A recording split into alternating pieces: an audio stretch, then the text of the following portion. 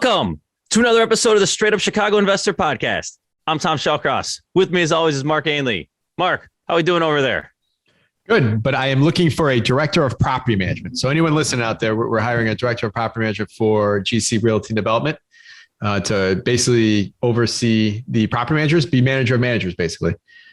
So if anyone listening out there knows, or Tom, I know you're unemployed, we can get you in there, get that resume out again. But that and property managers. So if anyone out there, even we offer training as far as assistant property managers coming in, getting going that are not licensed yet and looking just to work in real estate. So we're doing a lot of hiring at 𝗤𝘃𝗃. So it's pretty exciting. A lot of training that has to follow that is not as exciting, but a lot of the hiring part's the fun part.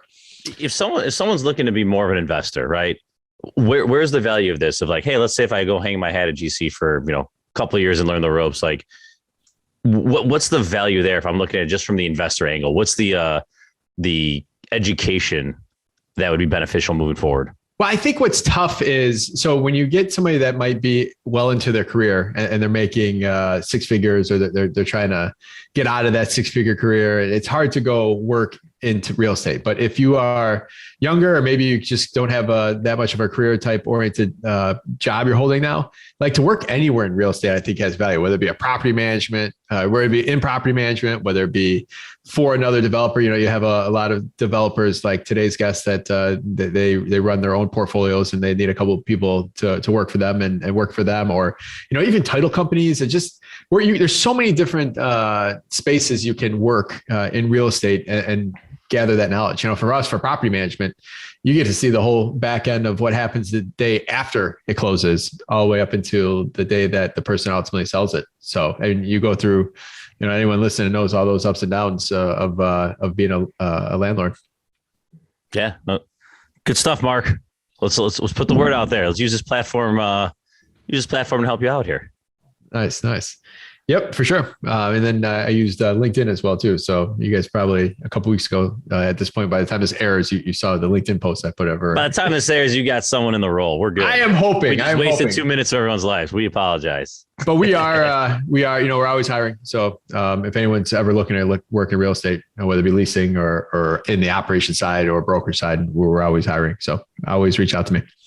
And if I don't know someone that's looking, then I will point you in the direction of my contacts that might be looking. So I know today's guest, you're a broker. I refer people to 𝗏𝗏𝗏𝗏 all the time when they're looking for, if they're not a good fit for us. Yeah, awesome. What do we got? Housing provider tip of the week. All right, I am going to be very blunt and honest that I did not come prepared with the housing provider tip today. So as we're talking before the show, our guest today said, I got something for you. And here it is. He recommended the timestamp camera app that you can download iOS. And what it does is it will timestamp and geolocate all of your pictures. So if you need it for, future court date, or if you need it for, just kind of proving when a picture was taken, 5-day notices, if you're taking a picture of those things, if you're applying for vacancy if you want to apply for vacancy, what's where I'm looking for, Tom? If you're applying for a vacancy factor for appealing your taxes, you could use this as well too. So pretty cool app. I have not downloaded yet, but I will be downloaded tonight for sure. All right. Awesome. So we got 3 deals to cover today. So let's jump in. Yeah, for sure. So today's guest, he was a guest on episode 9. He was one of our first ones that we rolled out. So hopefully this episode goes a little smoother than that one did. We're a little more in tune with how to do this. But today's guest is an expert in the Western suburbs. So what I love about John Warren is he knows so much about a specific area. And there's not a person that I talk to that is looking in that, call it 290 corridor, that I don't say, hey, you got to talk to John Warren. And I also love today's guest because what we're going to talk about the investment side of things, his investor portfolio, but he also is a broker, and he just rolled out and is under his own brand now, Presto Properties, and he does a little of everything, and it's pretty exciting. And I always tell people when I meet him, if they're looking at whether it be LaGrange, Westchester, Cicero, Maywood, even going into like Elmwood Park, I say, listen, if you are going to operate in this area, just connect with John. And I think it's great for John because you never know when you're going to use him down the road. So John also has an awesome monthly meetup too that you can find on our real estate resources for the Chicago meetups as well. So without further ado, we'll be the guest on. Wait. We got to get our plug in there. John, don't jump in yet. We will be the guest in the one in February. All right. So we got to make sure this airs before, I think it's the last Tuesday in February. Right? All right. So we'll be the guest speaker for him at his meetup then there. But without further ado, John Warren, we're excited to talk to you here today. Thank you, guys. I'm excited to be back on the show again. This is a real honor. I'm excited to do it. Well, John, we hold you near and dear to our heart, not only just as a friend, but you were one of the original ones who helped us get this thing off the ground and helped us in many ways. So hopefully, now that we've 10x the viewership, we get some solid exposure here for you. No, I'm excited to talk about these deals today. And I know when we were kind of leading up to this, you guys were asking what I've been up to, and I've been up to a lot. November was a busy month, selling a property, doing a 1031 exchange, buying an off market, got rehab property, buying a 12 unit stabilized, lots to talk about. And I'm still sort of digesting all the stuff that I bought in November. So yeah, I'm excited to be here. This is going to be fun.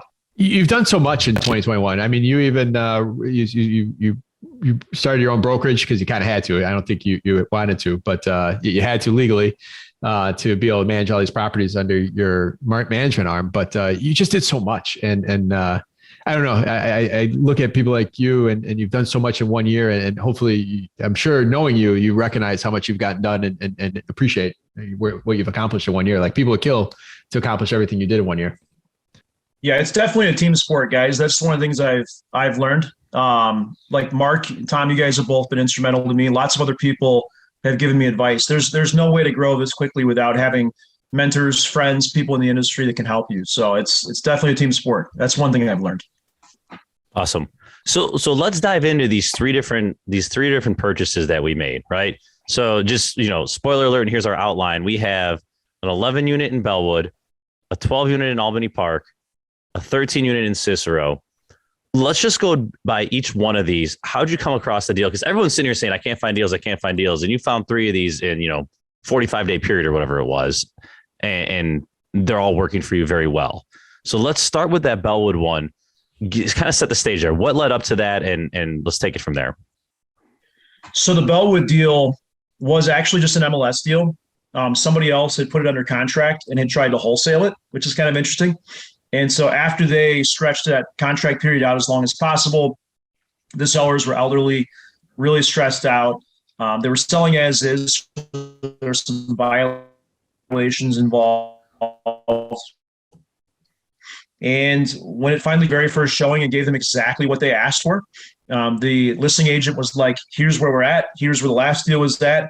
This is where you need to be at. So I wrote an offer for it. It's nothing super creative. The timing worked out well. I was in the middle of a 1031 exchange, so I needed a property that was around the price point this 11 unit was. It literally was a perfect deal for me. It was a new market in Bellwood. I'd never done anything in Bellwood, but I was comfortable. It's close to home. I know the area, some from being a broker, so I've sold there before. And it's actually probably going to turn out to be one of the best deals I've ever done. It's a stable building. It just needed some rental raises and some repairs essentially done for the village. I did do a quick close on it though. So I used a local private money lender that I've used a couple times for bridge debt. So I was able to offer them a quick close as is without wasting a lot of their time. And that obviously is something that the sellers need to hear. The sellers were elderly and sadly one of them passed away a week after closing. So it was one of those situations where they desperately needed to get out of the deal. And it worked out really well for me. It fit into my time structure. What about the property you sold? Why did you sell that property? I mean, how much equity was worthwhile for you to actually do a 1031? And just kind of walk us through kind of how you led up to doing a 1031. Yeah, sure. I sold a 9-unit in Berwyn that I owned with two partners. It was one of my first buildings.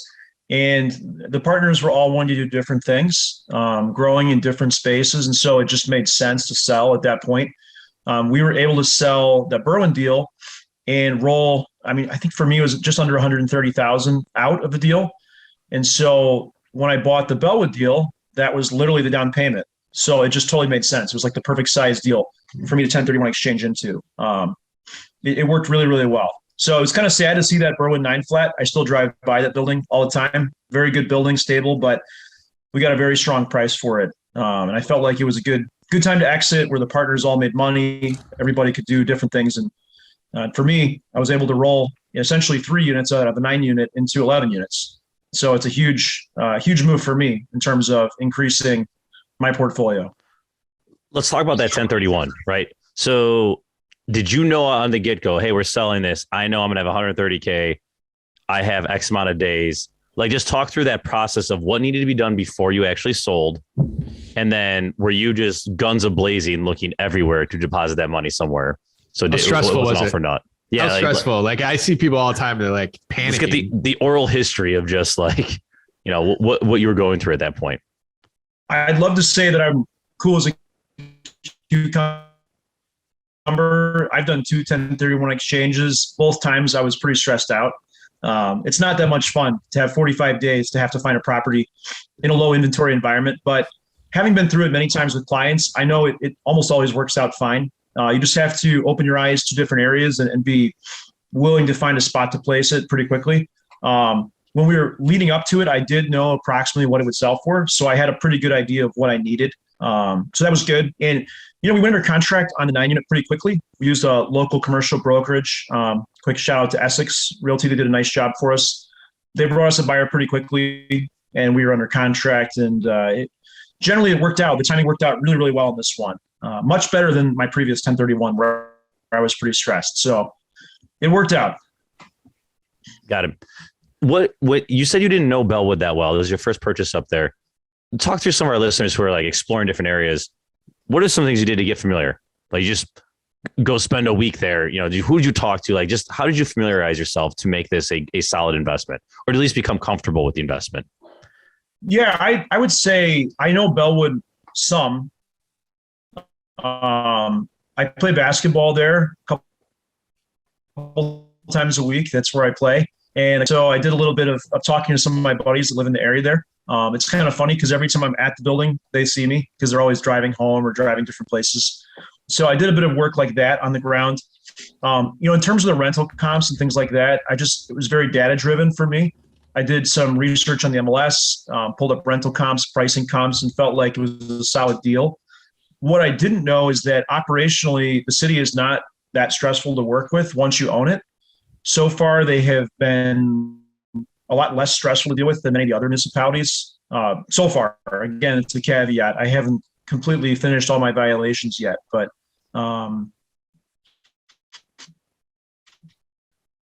so far hasn't been too bad. They've been pretty responsive. A property in a new neighborhood, there's always a bit of a learning curve, whether you have rental licensing requirements or different, wholesale requirements you have to fix, the inspection items. You never know exactly how it's going to go, no matter how good of research you do. But I felt comfortable with it. The numbers worked, and it's going to turn out just fine. Yeah, Bellwood is. You had to do so. Bellwood has a point of sale inspection, and you had like a few months to get the work done, and you usually have to get a lot of permits in Bellwood, or you have to get one permit for a lot of different stuff. Is that kind of your experience you had?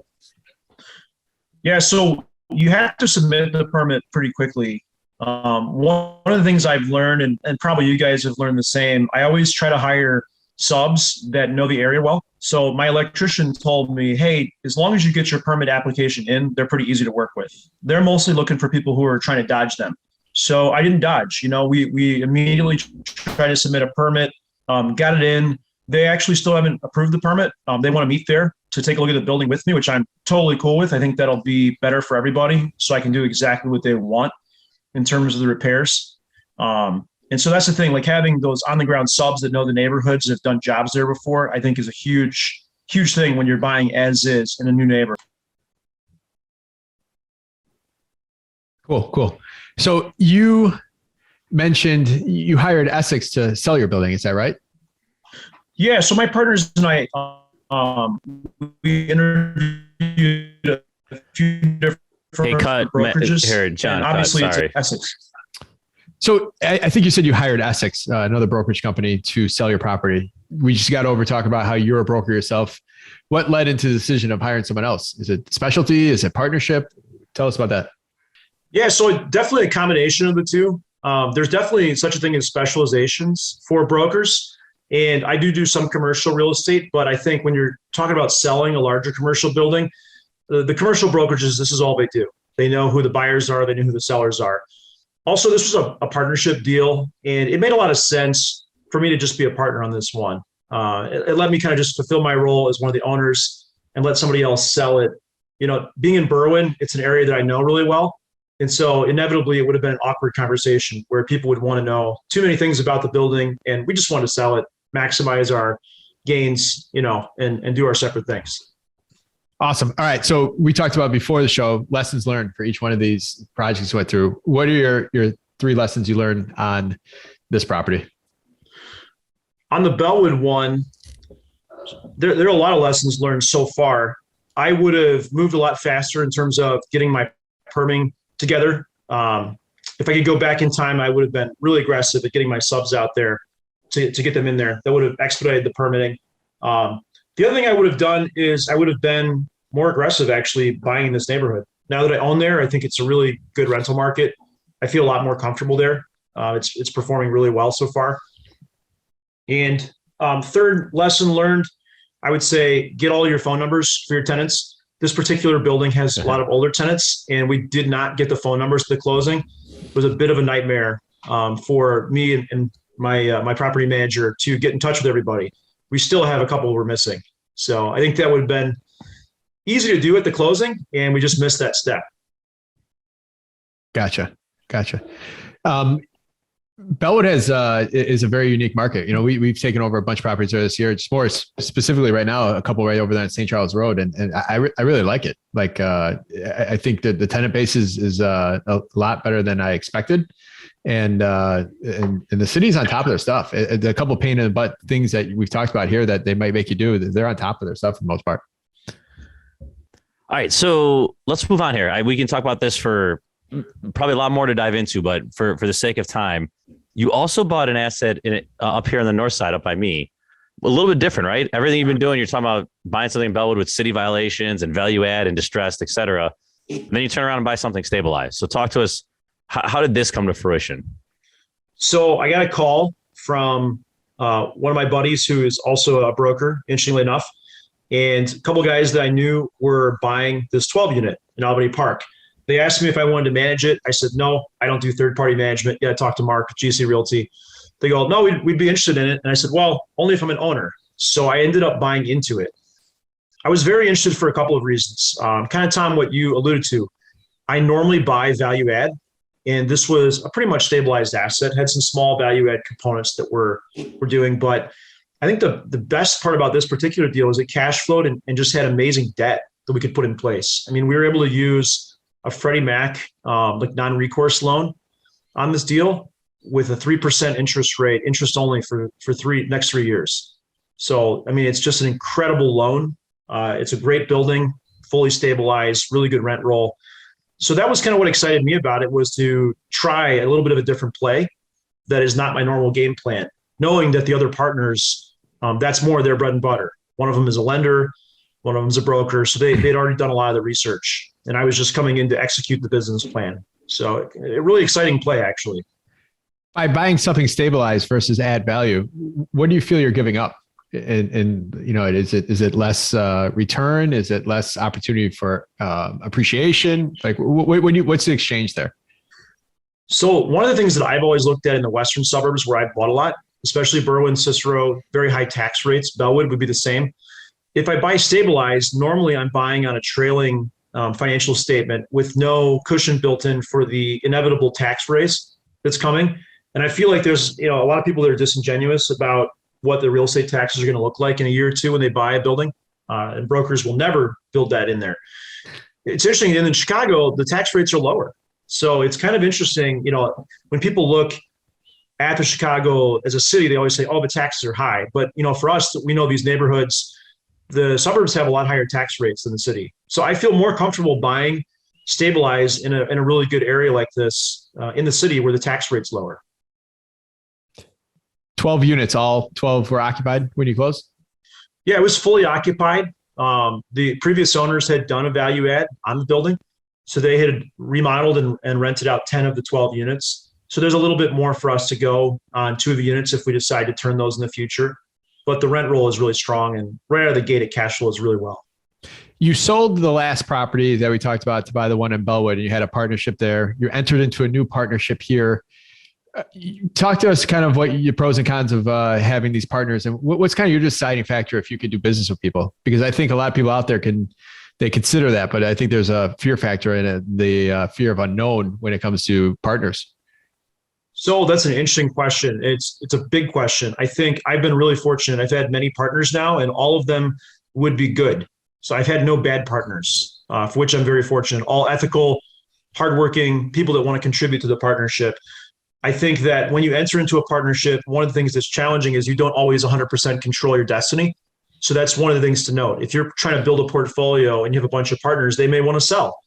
Like this Berwyn deal that I sold that we were talking about from the last transaction it's 6 minutes from my house. So it probably wouldn't be a building that I would normally sell if it was just me that owned it.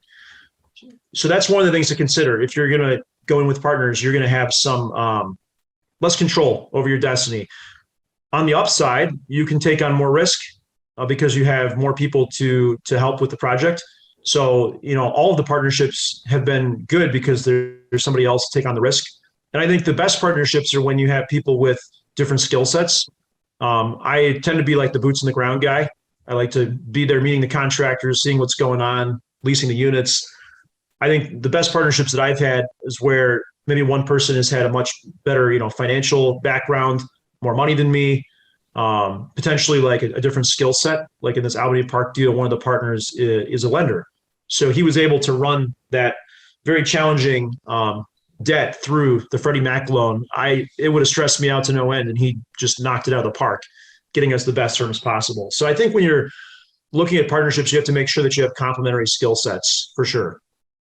The boots on the ground partner always has the most control, even though you might only have a percentage, usually not necessarily control, but at least you use the term control your destiny. If you have boots on the ground, you could usually help react to things that are going on the property if you are the boots on the ground guy. So you have these partnerships, and there's another question because I know I get these questions all the time. Are you just drawing up an operating agreement? Are you spelling out that you're the money guy, I'm the boots on the ground guy? Like, how are you going about solidifying this in a legal matter? Another good thing that happened to me early on is my very first partner. We went through and drew up an operating agreement with an attorney. I've never had a partnership that wasn't done that way. And I think that's super useful. I think a lot of newer investors try to skip those costs early on with the attorney, and that's a big mistake. It's small potatoes in the grand scheme of things if you're going to make money to pay an attorney to drop an operating agreement. So yes, I've always tried to spell out the roles and responsibilities, and you get better at that over time. I think I'm more aware of what I can and can't do now and try to spell that out in operating agreements. But yeah, I've always been very intentional about doing that. Yep.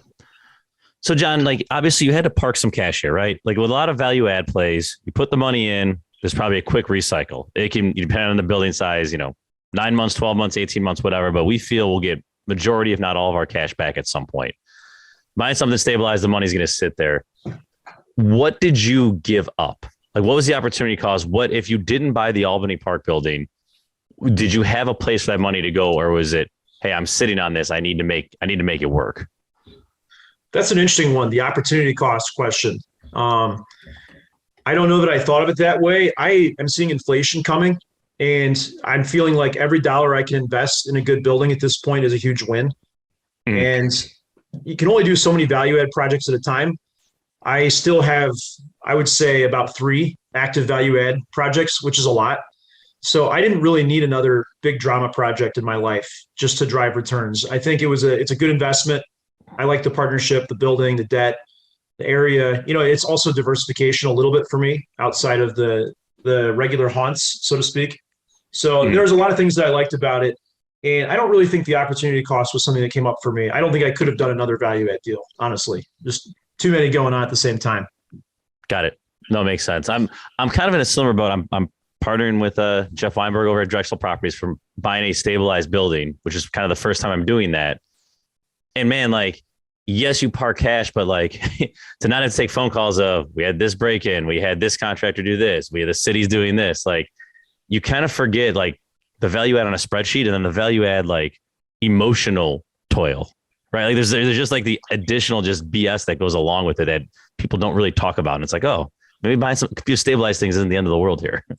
That's the value add part. People really underestimate how much it takes to earn that value. All those phone calls you talk about, like, yeah, it's not just the rehab number on the spreadsheet and the holding cost. There's just so much more. And when you're doing maybe doing one, it's not that bad, but when you got, that's the business, and and Chris takes the brunt of it, but I'm still involved. And it's like, man, like you take the brunt of it. It's tough. The Burr model is what everybody thinks they want to get into. But like you referenced, I mean, there's definitely a place if you can find a property that cash flows, it's in a good area, it's a good building, to just buying it and holding on to it, especially if you have another business or you have a good stream of income. I work with a lot of clients who make a lot of money, and I tell them, you don't want to do Burr in a C or D class area. It's going to suck up a lot of your time. You could just make more money at your regular job or business. Yeah. Did you guys hire management for this just because it's, different clientele? No, so that's part of what I did very intentionally over the last year. I know Mark had referenced that earlier, but everything is being managed in-house. So Presto Properties manages it all.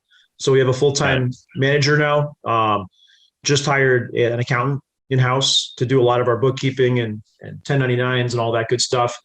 And just trying to build out that internal management, vertically integrated is the goal. No, he's got a nice little setup over there. I think as an investor, when you start getting to that, you started considering this, you're doing all the legwork yourself up until 30, 40, and then you need to start bringing people in or hire a whole nother company. And I think the best way to kind of control that stuff is to kind of build an in-house team. And you can do it really efficiently now. Correct me if I'm wrong. You have a couple of people that are virtual, a couple of people are remote, and then you have a couple of people boots on the ground that are kind of doing it all. Yeah, I'm really fortunate starting up my operations that I have the brokerage team as well. So I have 2 licensed agents that work with me. So they can take up some of the heat from things like leasing, for instance, which would be a challenging one. And I do have a remote property manager. Thanks to Mark, he made a really good introduction. He's been awesome. And I have a remote accountant as well. She's remote. And my CPA actually introduced my accountant. So I think that's one of the things that kind of blew me away as I was learning more about how property management works in today's day and age. You can get incredible people if you're willing to think about global talent. There's so much talent out there. But the one thing I don't have yet is a full-time on-the-ground property manager. So at the end of the day, the buck still stops with me. So I still go to these buildings a lot. That's the reality. I'm still in these value add projects. There's still a lot of stuff that happens on the ground, whether it's evictions or bed bugs or cockroaches or roof leaks. I mean, I'm still seeing a lot of that on the day to day. John, anyone that knows you good enough that's listening to this knows there's some control factors that you can't let go of either there. 1,000%. Isn't that important though, Mark? I mean, you probably have dealt with owners like that before. Some owners should manage their own properties, and I've used property managers before. I'd say I've used 4 different property managers, and 2 were really bad, 2 were solid. And, I appreciated the value that they brought, the property managers that did a good job for me.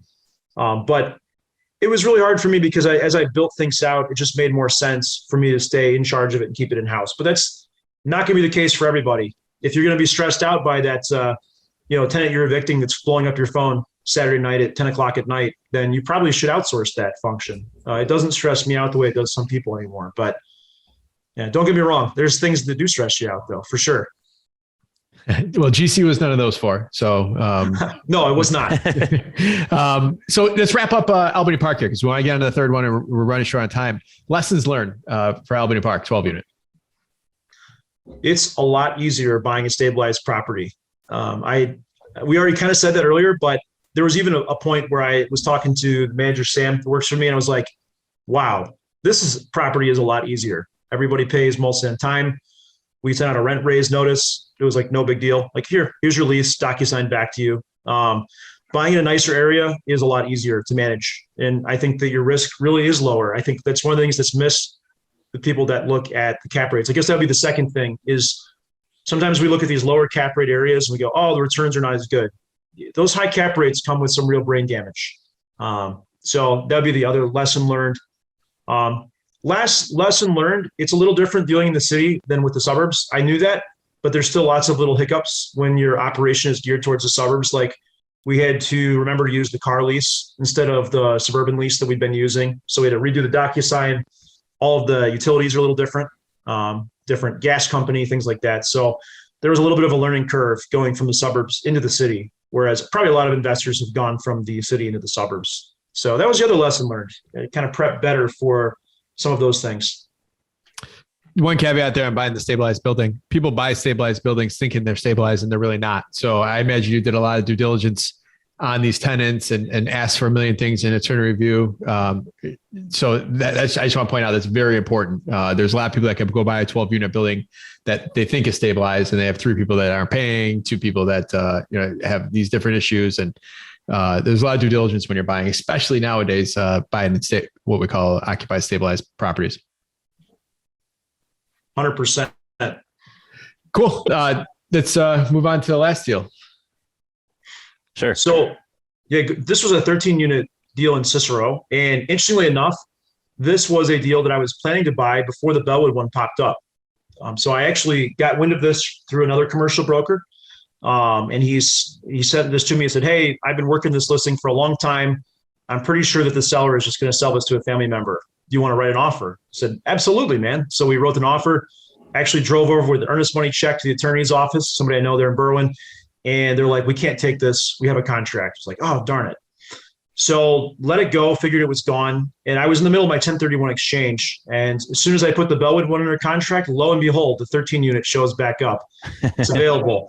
They got the Cicero compliance inspection back. It was as brutal as you would expect because this building had been truly like kind of not taken care of for a while. The tenants hadn't paid rent much, from what I can tell, during the moratorium. So we ended up putting it under contract, sight unseen, just drove the outside, never looked at the inside, and put it under contract, closed on it without ever really seeing anything other than a couple of the vacant units. So we didn't really see a whole lot in the building. But I know the unit layouts really well because we own a 20-unit 3 blocks down that has all the exact same unit layouts. I know what the rent comps are 100% because I'm the one leasing there. It's really in an area that I'm very confident in. So able to close, and again, did a quick close, used our private money lender. So we did a 2-week close, got a substantial discount on the price because of that as well. And it's a full blown gut rehab. So we are in the middle of that right now. It's not pretty yet. There's a lot of demolition done, and there's a lot of work to be done before this is going to be, good affordable housing again for the community. Give us some numbers. You bought it off market. You used the word substantial. Like, what does closing quick? What was the benefit here of doing that? So it's funny. When we first looked at it, I think they wanted $540 for this building for 13 units. And I was willing to pay that. And the way that we structured it, because the seller was not willing to pay the broker. So I said, sure, I'll pay your commission on this, 5% commission. When they didn't take that and it came back, I was talking with my lender, 𝗬𝘗𝗏𝗏𝗵𝗁. I can throw out another name out there for you guys. And he goes, why don't you offer a lower price, John? Just do a quick close. You know this neighborhood. You know what your numbers are. And I was like, that's a good idea. So we did. We offered $500 with a 2-week close, as is, where is, no contingencies. And they were like $510. I was like, great deal. So that's how we did it. We got a nice discount, about a $30,000 discount because we did a quick close. And those dollars add up, holding costs. And this is one of those projects where the holding costs are going to be pretty rough for the first 6 months because it's not at all performing. Most tenants are not paying. The utilities are really high because all the windows are broken. So the boiler, is just heating the outside. It's pretty brutal. I mean, go ahead, Mark. What were the risks you're assessing? What risk were you assessing when you made the conscious decision to say, I'm okay walking with through two units? Walk me through that mindset. Well, because we're doing such a substantial renovation, we're planning to gut reno the whole thing. So the budget is such that it doesn't really matter the condition of the units because we're going to do the same thing. We're going to rip it all out anyway. So whether or not we can save hardwoods or we have to do vinyl plank over the top doesn't really change the ending that much to me. I was able to see from the outside that it needed a full concrete patio, a whole new set of porches, all the windows, the tuck pointing. The roof ended up being a happy story. It was in much better shape than we expected. But I knew in general it was going to be a full rehab. So I know for any of you who have done rehabs before, it's at the end of the day, it's a box at that point. If you're doing the plumbing, the electrical, the HVAC, the kitchens, the baths, what else is there to really be worried about? Just bad tenants at that point. So that's kind of where we ended up is there, it's just a play where we have to completely renovate the building. There is enough pest infestation and plumbing problems and things like that, that there was nothing really to save with those systems. Got it. So John, like, sounds like a wonderful purchase price, right? Under 40 grand a door. Roughly, if you don't mind sharing, what are you guys going to be putting into this? And then what's a good, like, I'll say ARV or the 20 unit you reference, like what is something like that trade at for a door? Like what spread have you created or projected to create here? Yeah, it's funny. We're going to put somewhere between 25 and 30,000 per unit into this, which is a pretty substantial number. But even that is being done on a tight budget to get it to that number. So one good thing is right down the street, another deal that I know of is getting ready to close at around 75,000 a door. It's nowhere near as stabilized as our product will be. So, we'll be one of the nicest buildings in the area for sure. The ARV, that's a good question. There's a really interesting niche that I've kind of found with multifamily that's 5 units or more. If you can get your loan to $1 million or more, which means your ARV has to be, 1.25 million or better. You can go to these non-recourse Fannie Mae, Freddie Mac loans. And if you're in these areas that are considered like workforce housing, there's a fancier name they have for them, but essentially like affordable housing, they'll give you amazing terms, 80% loan to value right off the bat. So the game plan here is to refinance out as soon as we can. You need 1 month of stabilized income and operations. So, and before you start the process. So, in about 9 months, hopefully we can start that process, put new debt on the property and get all or most of our money back. That's kind of the game plan. Got it. So you need this thing, if we're talking to 80% LTV, just to like carry this forward for our listeners, you need this thing to appraise out at like 1.25 ish, right? Like that's the magic number where you can carry debt service at about $1 million and qualify for the more favorable financing. Correct. Yeah. And I think we will. So because we're doing such a substantial rehab, we're doing a few things to drive the net operating income up.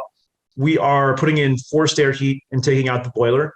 We're putting in separate hot water tanks. We're shifting a lot of those expenses off of us to the tenant, the future tenant, which is pretty easy to do when you're doing a full gut. Not easy to do though if you're working with existing condition. So that's going to allow us to get the value add bump we need. The other thing we're going to do, which goes back to the value of team. I walked my general contractor through there. He is with 𝗏𝘗 Construction, which is an arm of Pangea. He's done just millions of these kind of buildings. He walks into one of the units and he goes, "We can convert this to a 2-bedroom." I go, "Whoa!" So 3 of the 1-bedrooms can be easily converted to 2 bedrooms, which will give us about a $250 to $300 per unit bump on a monthly basis, which obviously helps your NOI a lot once you get it stabilized. So we're doing a few things like that too that are going to really help us get our value at the other end. Got it. And are you completely vacant now? I know there was tenants in there when you bought. Because this the other thing is juggling all of this. Did you had to potentially look at tenants like, hey, we're looking to do this rehab. Here's a cash for keys number. Are people actually trying to stay in there through the rehab? How are you juggling this? We've done projects before, and I love when we can keep existing tenants. This particular building ended up where that just wasn't going to be feasible. We actually were going to do that originally, but the pest infestation was pretty bad. I personally have never seen this many cockroaches in one place as in one of the units. It was pretty gross. So we just made the executive decision to give everybody 60-day notices, which is the new thing you have to do in Cook County this month. So we are still about half occupied, to answer your question. And we're going to offer incentives. I don't even want to call it cash for keys because it's not an eviction. We're just going to offer people incentives if they want to get out early. Say, hey, like this, we're not happy with the product here that we're providing. We'd rather help you find a new spot. That way we can all accomplish our goals. We can gut these units and get them back to a safe living condition, and you can find a new place that doesn't have cockroaches, that's not nasty. So that's our goal right now.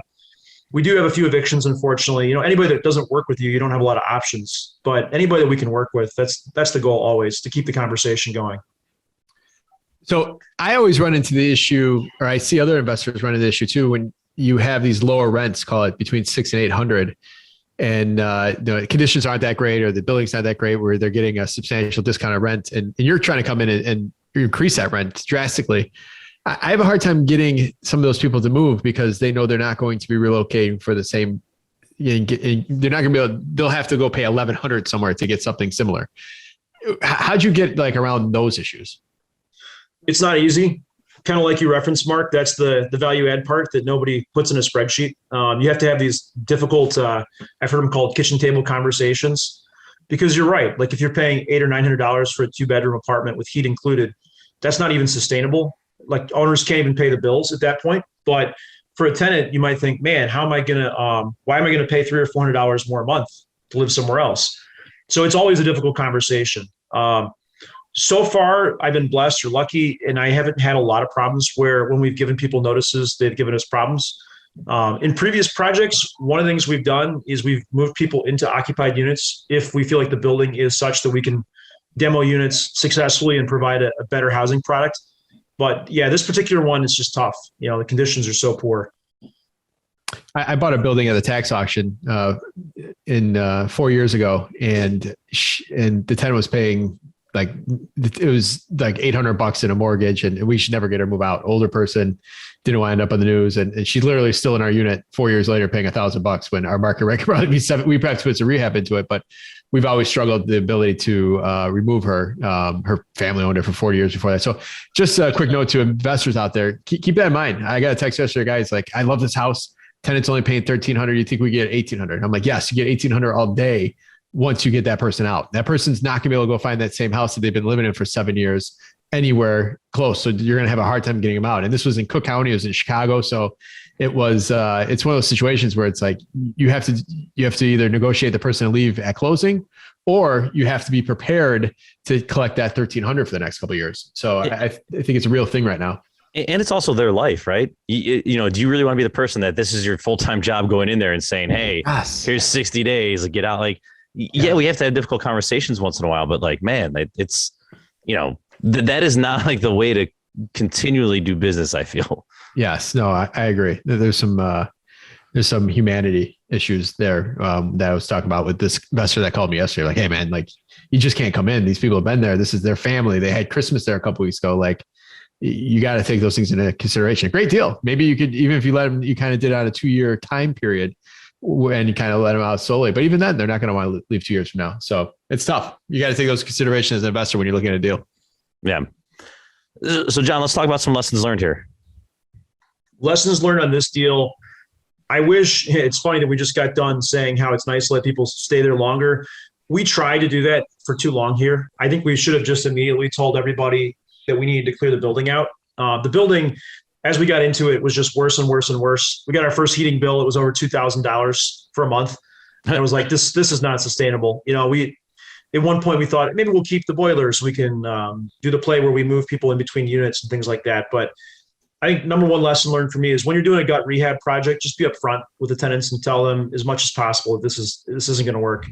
Because this building was rough, man. One of the worst.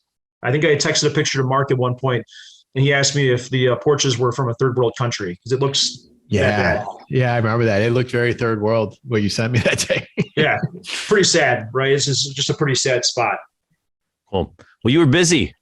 Are we keeping on this trajectory this year? Am I going to talk to you in 60 days and be like, yeah, I purchased another 30 units?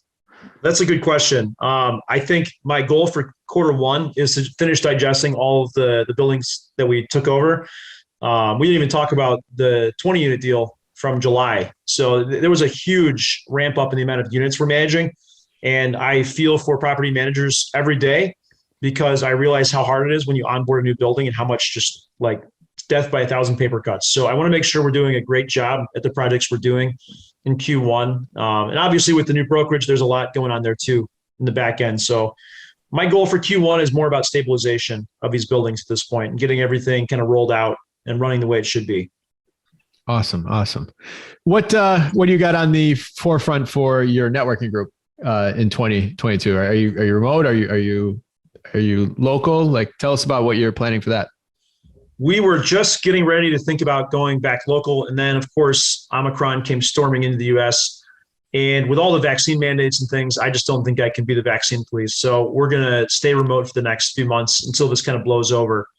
Hopefully it blows over, right? Hopefully by the time this airs, it's all over. But that's the goal right now, is staying remote. The remote group has done really, really well this past year.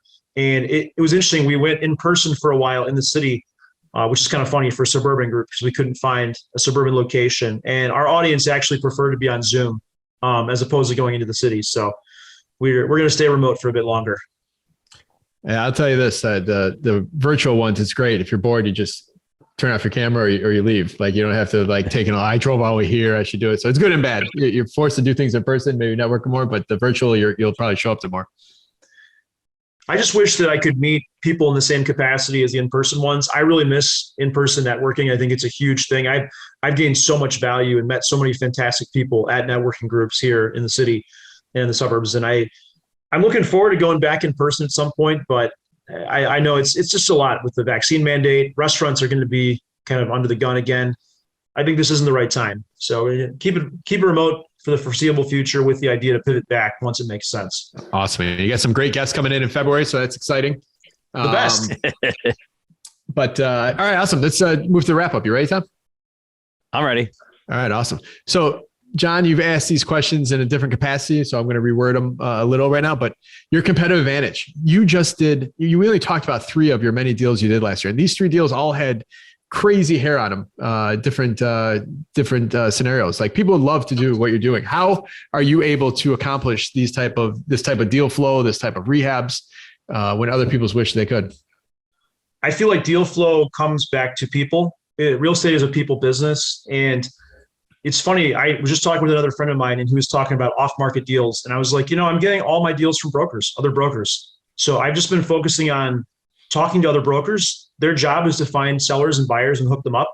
And I tell them what I'm looking for and stay in touch and try to be a good buyer. Like the 𝗬𝗏 deal, I was the best buyer for the broker. I guaranteed his commission, paid his commission, made sure he was taken care of. And that's, for the deal flow part of it, that's been huge. Nice. And just point that out there. You're not on these, when you're working with these brokers, your goal isn't to get a commission as a broker yourself. Your goal is to get the deal and use the commission as some sort of negotiating tool, right? It's funny you say that. I did not do that with, I paid the commission for the 13 unit 𝗬𝗏 out of my own pocket. There was no commission coming from the seller. I did not have any kind of commission from the 12 unit either. That another broker that was not one of the partners got paid a commission, a nice commission. And the 𝗏𝗏𝗵𝗁 one, I did get a commission. That's actually only the second time it's ever happened to me. That's not like a main driving objective for me in having my license. And I think that that's a mistake a lot of newer investors get, is they think, oh, these dumb brokers, I can just skim off the top and get rid of their commission.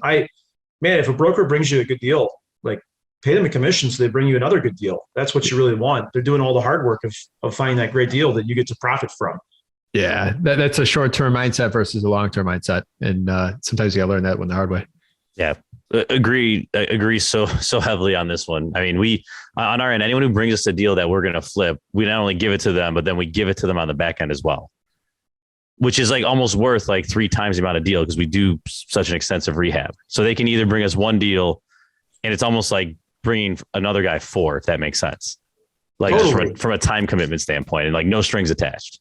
But for you, getting that deal initially, having the opportunity to be the guy that flips that house and makes that money is so valuable. And it's so hard to find those deals. That's the hardest part of the business. Correct. So, man, there's no reason to mess around there. Like, go ahead and pay, Mark's who not how here. Pay everyone, you get paid, everyone's happy. 100% of 0 opportunities is 0. Right. Yeah. Well, that's, I don't want to rant here, but like, people give me like slack, and it's like, it's someone who doesn't own a building. And I'll be like, what? Why are you telling me how I structure my partnerships? It's a mistake I used to make as a newer investor, sadly, hoping that my lender made nothing, my agent made nothing, my contractor made nothing. Now, as a hopefully more mature investor, I want my property manager to make money. I want my contractor to make money. If not, they're not going to come back and do more business with you. So it's a foolish way to think about it, right? If you're always trying to kind of get one over as a quick gotcha, Now you just buy buildings and kick people out. So not if we can keep from it. I'm joking. You have some bad living exterior. You're actually probably bettering these people's lives by making them leave in their scenario. So yeah, cool. If you saw the cockroaches, you would agree. It's a sad thing when you see buildings to get to that level. It's such a bad building that several of the older investors in the neighborhood knew the building already when I mentioned it to them. And they're like, oh, it's been like that for a long time. So kind of sad, you know? Damn. So, John, what is one piece of advice you would tell someone that is yet to buy their first property here in Chicagoland? Build your team. You know, talk to somebody like Mark, talk to somebody like Tom, you know, a broker, a lender.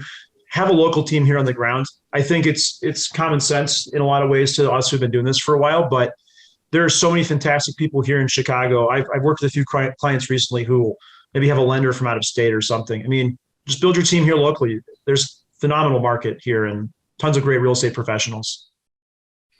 All right. What do you these days? What do you do for fun? I still play basketball for fun.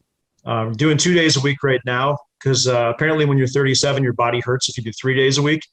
Now I understand why all those NBA guys retire when they're 35, but I still play basketball pretty regularly with a really cool group of guys that play Monday, Wednesday, Friday at the center in Bellwood, 5:30 a.m. So it's a good group of guys if they're getting up at 5:30 a.m. Nice. There you go. What is a good book, podcast, or self-development activity that you would recommend to our listeners?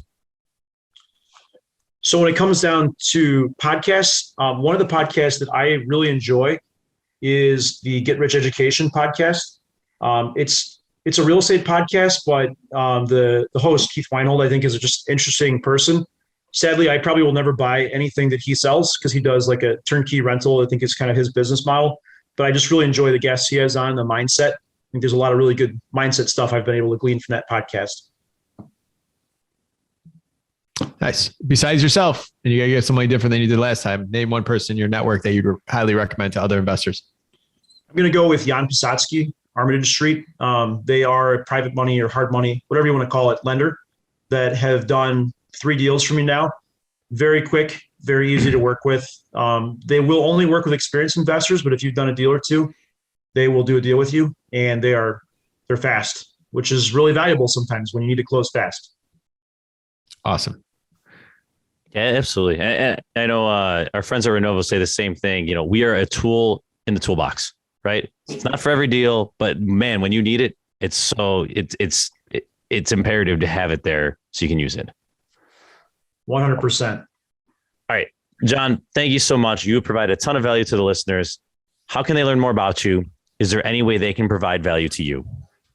Yeah, I should be pretty easy to find. I'm all over BiggerPockets. I try to post in there 5 to 10 times a day.